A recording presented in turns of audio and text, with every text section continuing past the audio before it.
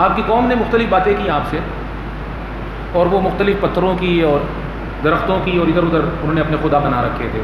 حضرت ابراہیم علیہ السلام نے، قرآن مجید میں آتا ہے سورہ انبیاء میں، ان کے ساتھ میچ کرنے کے لیے، یعنی قوم میں اور ان میں ذرا آپسی محبت پیدا ہو جائے، تو اللہ پاک فرماتا ہے جب رات ہوئی نا اور رات کی تاریکی چھا گئی، فلما جن علیہ اللیل رآ کوکبا، جب رات کی تاریکی پھیل گئی اور ایک ستارہ نظر آیا، حضرت ابراہیم بولے کیا چمک ہے ستارے کی، کیا خوبصورتی ہے۔ قالا، ابراہیم بولے ھذا ربی، یہ اتنا چمک رہا ہے، اتنا روشن ہے، لگتا یوں ہے کہ یہی رب ہے۔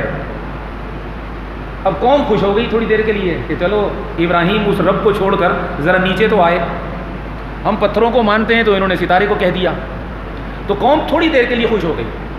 حضرت ابراہیم نے حقیقی توحید کو دل میں رکھ کر ان کو چونکانے کے لیے اور اپنے قریب لانے کے لیے تھوڑی دیر کے لیے نزول فرمایا اور بتایا کہ اگر تم چمکدار چیزوں کو ہی خدا سمجھتے ہو اور مختلف قسم کی کرامتیں دیکھ کر ہی اگر تم دل دے بیٹھتے ہو تو اس کی چمک دیکھو، اس کی بلندی دیکھو، اس کا حسن دیکھو۔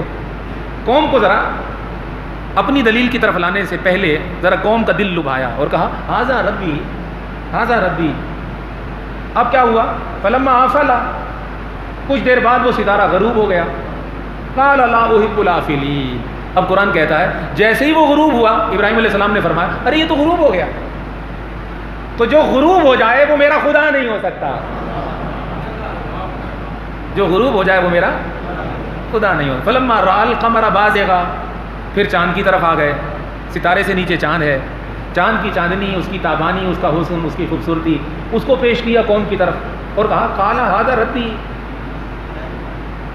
اب خیال کر لو کہ یہی رب ہوگا، وہ تو غروب ہو گیا، یہی رب ہوگا۔ کچھ دیر کے بعد وہ چاند بھی ماند پڑ گیا، وہ چاند بھی چھپ گیا، وہ چاند بھی غروب ہو گیا۔ حضرت ابراہیم بولے یہ تو یہ چاند بھی غروب ہو گیا، اب جو غروب ہو جائے تو وہ تو خدا نہیں ہوتا۔ فلما رأى الشمس بازغا قال ھذا ربی ھذا اکبر۔ پھر تیسری دلیل اور کہا، پھر سورج کی طرف آئے، جب صبح سورج روشن ہوا تو کہا یہ تو سب سے بڑھ کر روشن ہے، یہ سب سے بڑھ کے چمک رہا، یہ سب سے بڑھ کر تیز ہے، لگتا یہ ہے کہ یہی رب ہے اور یہ تو سب سے بڑا لگتا ہے، یہ تو سب سے عظیم ہے۔ شام کے وقت جب سورج بھی غروب ہو گیا اور اس کی دھوپ بھی چلی گئی اور اس کی روشنی بھی ماند پڑ گئی، اب ابراہیم علیہ السلام نے اپنی قوم سے کہا سنو انی وجہت وجہی للذی فطر السماوات والارض حنیفا وما انا من المشرکین۔ وہ ستارہ وہ بھی ایک لمحے کے لیے چمکا، ماند پڑ گیا، وہ چاند اس کی چاندنی نے رات کی تاریکی کو منور کیا مگر دائمی نہ رہی، وہ بھی ماند پڑ گئی۔ پھر سورج اور اس کی چمک نے، اس کی دھوپ نے دن کو زندہ کر دیا، ہمیں حیات بخشی، ہمارے بہت سارے کام کیے، مگر وہ سورج بھی دائمی نہ رہا، وہ بھی شام کو غروب ہو گیا۔ تو سنو، جو ستارہ غروب ہو جائے، جس چاند کی چاندنی ماند پڑ جائے اور جو سورج بھی غروب ہو جائے، ابراہیم کہتا ہے کہ یہ تینوں رب نہیں ہو سکتے، بلکہ حقیقی رب وہ ہے جس رب نے ان تینوں کو پیدا کیا، جب چاہتا ہے لاتا ہے اور جب چاہتا ہے لے جاتا ہے۔